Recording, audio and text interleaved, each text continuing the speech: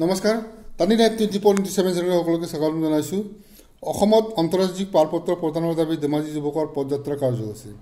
আগন্তুক গোলাঘাট অনুষ্ঠিত হ'ব লগা AJYCPৰ দ্বিবাৰ্ষিক কেন্দ্ৰীয় অধিৱেশনৰ লগত সংগতি ৰাখি এই কাৰ্যসূচী যুৱকজনৰ অসমত আন্তঃৰাজ্যিক পাৰপত্ৰ প্ৰদান কৰি অসমক বাংলাদেশীৰ কবলৰ পৰা মুক্ত কৰাৰ লক্ষ্যৰে উদ্দেশ্যেৰে লৈ এই পদযাত্ৰা কৰা বুলি জানিব পৰা গৈছে।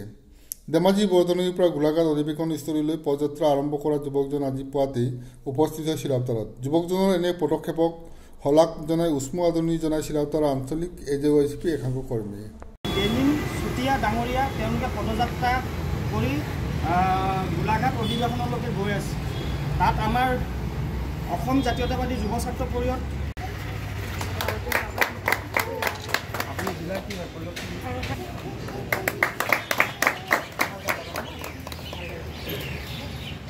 ওচৰত গৈ দিয়ক।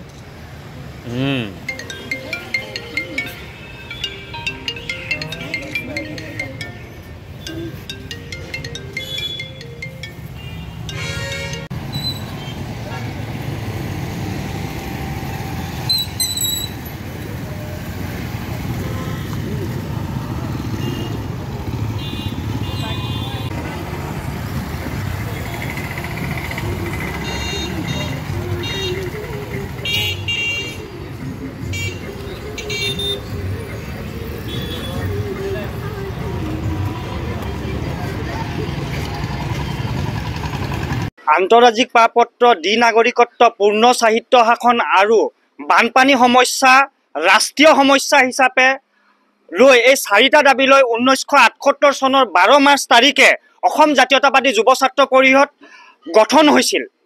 আজি প্ৰায় 4টা দশক পাৰ হৈ গ'ল, কিন্তু কিমান চৰকাৰ আহিল, কিমান চৰকাৰ গ'ল, কোনো এখন চৰকাৰে এই চাৰিটা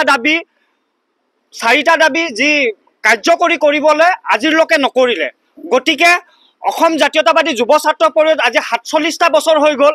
আমি চৰকাৰৰ ওচৰত আহ্বান জনাইছোঁ, এই 47টা বছৰ আপোনালোকে কোনো অসম জাতীয়তাবাদী যুৱ ছাত্ৰ পৰিষদৰ যি দাবীসমূহ আছিল আপোনালোকে পূৰণ নকৰিলে।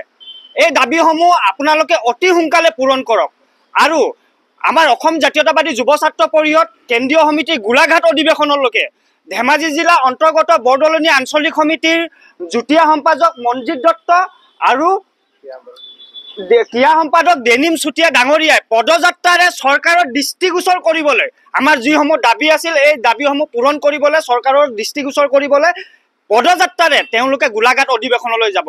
আমি ভাবোঁ গোলাঘাট অধিৱেশনখন সফল হওক আৰু চৰকাৰৰ ওচৰত এই দাবীসমূহ অতি সোনকালে তেওঁলোকে পূৰণ কৰাৰ স্বাৰ্থত আগবাঢ়ি আহক আৰু তেওঁলোকৰ যি এই যাত্ৰা সফল হওক বুলি আমি কামনা কৰি তেওঁলোকক পুনৰবাৰ শুভেচ্ছা জ্ঞাপন কৰিছোঁ। হয়, আমি ধেমাজি জিলাৰ অন্তৰ্গত বৰদলনি আঞ্চলিক সমিতি মই যুটীয়া সম্পাদক, মোৰ ভাতৃপ্ৰতিম ডেনিম চুতীয়া। আমি অসম জাতীয়তাবাদী যুৱ ছাত্ৰ পৰিষদৰ কেন্দ্ৰীয় অধিৱেশন দ্বিবাৰ্ষিক অধিৱেশনলৈ গোলাঘাট অধিৱেশনলৈ আমি পদযাত্ৰাৰে যাত্ৰা আৰম্ভ কৰিছোঁ। আমাৰ লক্ষ্য উদ্দেশ্য হৈছে অসমত আন্তঃৰাজ্যিক পাৰপত্ৰ আমাৰ জন্মলগ্নৰে দাবী, পৰিষদৰ জন্মলগ্নৰে দাবী অসমত আন্তঃৰাজ্যিক পাৰপত্ৰ ব্যৱস্থা প্ৰৱৰ্তন কৰা। এই ব্যৱস্থা প্ৰৱৰ্তন কৰাৰ চৰকাৰৰ ওচৰত আমি দাবী জনাই আমি পদযাত্ৰাৰে যাত্ৰা আৰম্ভ কৰিছোঁ। চৰকাৰৰ প্ৰধান কৰ্ম হিচাপে তেওঁলোকে এই দাবী গ্ৰহণ কৰি লওক। যদি আজি অসমত আন্তঃৰাজ্যিক পাৰপত্ৰ ব্যৱস্থা থাকিলে হয় তেতিয়াহ'লে অসমত কা আন্দোলনৰ দৰে ভয়ংকৰ আন্দোলন নহ'ল হয়, আমাৰ দৰে তেজাল 5জন যুৱকৰ মৃত্যু নহ'ল হয়। সেইকাৰণে তেওঁলোকে আজি বহিৰাগত দ্ৰব্যপনি অসমত নচলিলে হয়।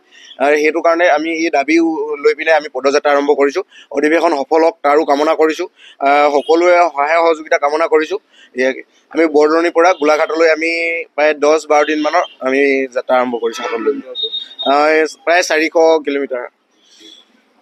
পৰা যিটো বৰদলনিৰ পৰা আমাৰ অসম জাতীয়তাবাদী যুৱ ছাত্ৰ পৰিষদৰ ধেমাজি জিলা অন্তৰ্গত বৰদলনি আঞ্চলিক সমিতিৰ পৰা আমাৰ দুজন ভাতৃ মনজিৎ দত্ত আৰু ডেনিম চুতীয়া দুইজনে পদযাত্ৰা আৰম্ভ কৰিছে। গতিকে আমাৰ সংগঠনটোৰ ফালৰ পৰা আমি অতিকৈ গৌৰৱ বোধ কৰিছোঁ, কাৰণ দুজন তেজাল ভাতৃ আমাৰ আজিলৈ সেনেকুৱা ধৰণৰ মনোভাৱ কাৰো আমি দেখা নগ'ল। গতিকে তেনেকুৱা এটা কোনো নকৰা কাম এটা যিহেতু আমাৰ ভাতৃ দুজনে কৰিব গৈছে, গতিকে আমি ধেমাজিবাসীয়ে আমি অতিকৈ গৌৰৱবোধ কৰিছোঁ। অনাগত দিনত আমাৰ জাতীয় মহিলা পৰিষদৰ ফালৰ পৰা তেওঁলোক দুইজনৰ উজ্জ্বল ভৱিষ্যত কামনা কৰিছোঁ, কাৰণ দেশৰ হকে আমি জীৱন ত্যাগ কৰা দেখিছোঁ। গতিকে তেখেতলোকে নিজৰ শৰীৰৰ কথা নাভাবি নিজৰ পদযাত্ৰা এটা কৰি ইয়াৰ পৰা অন্ততঃ 400 কিলোমিটাৰ তেখেতলোকে ইয়াৰ পৰা গোটেই ধেমাজি পাৰ কৰি তেখেতলোকে শিৱসাগৰ কেইবাখনো ডিষ্ট্ৰিক্ট যিহেতু তেখেতলোকে পাৰ কৰি পদযোগে তেখেতলোকে আমাৰ অধিৱেশনস্থলীলৈ যাব। গতিকে সেনেকুৱা ধৰণৰ এটা মানসিকতা তেখেতলোকৰ মনত যিহেতু উদ্ভৱ হৈছে, মই সুধিছিলোঁ তোমালোকক কোনোবা কৈছিলে নেকি অকণমান আগত? তেখেতলোকে কৈছে যে কোৱা নাই কোনো, আমাৰ নিজৰ চিন্তাধাৰা। গতিকে এনেকুৱা চিন্তাধাৰা যদি আমাৰ নৱপ্ৰজন্মখিনিৰ মাজত উদ্ভৱ হৈছে, গতিকে এইটো আমাৰ জাতিৰ হকে, আমাৰ জাতীয়তাবাদৰ হকে খুব শুভ লক্ষণ। এতিয়ালৈকে যিখিনি আমাৰ অন্ততঃ চৰকাৰকেইখনে আমাৰ চলিত চৰকাৰে আমাৰ ভৱিষ্যতৰ কথা ভবা নাই, ইনাৰ লাইন পাৰ্মিটৰ কথা ভবা নাই। অনাগত দিনত তেখেতলোকে নিশ্চয় এইখিনি সময়ৰ পৰা তেখেতলোকে ভাবিবলৈ বাধ্য হ'ব বুলি আমি ভাবিছোঁ। কাৰণ এনেকুৱা ধৰণত যদি আমাৰ নৱপ্ৰজন্মখিনি আগবাঢ়ি যায়, তেন্তে নিশ্চয় আমাৰ জাতিটোৰ বিপদ খুব কম সময়ত আমি শেষ কৰিব পাৰিম বুলি ভাবিছোঁ। আৰু আমাৰ নৱপ্ৰজন্মখিনিক তেখেতলোকৰ যাতে আমাৰ এই ভাইটি দুজনৰ যাতে এই পদক্ষেপটো তেখেতলোকে আঁকোৱালি লয়। কাৰণ এনেকুৱা ধৰণৰ কাম ইমান কম বয়সত যদি তেখেতলোকৰ মানসিকতাত আহিছে যে ইয়াৰ পৰা পদযাত্ৰা কৰি কোনো নোকোৱাকৈ তেখেতলোকে যাবৰ বাবে সাজু হৈছে, তেন্তে নিশ্চয় আমাৰ আৰু কোনোবা ওলাব। আৰু জাতীয়তাবাদ আজিও জীয়াই আছে, এয়াই আমাৰ প্ৰমাণ কৰে। কাৰণ আমাৰ দুদিনমান আগত আমাৰ গণশিল্পী এজন ঢুকালে, তেতিয়াও আমি পৰিলক্ষিত কৰিছোঁ জাতীয়তাবাদ আজিও জীয়াই আছে। আৰু অনাগত দিনতো আমাৰ এনেকুৱা ধৰণৰ কাৰ্যসূচী আমাৰ জাতীয়তাবাদী যুৱ ছাত্ৰ পৰিষদৰ ফালৰ পৰা আকৌ হ'ব।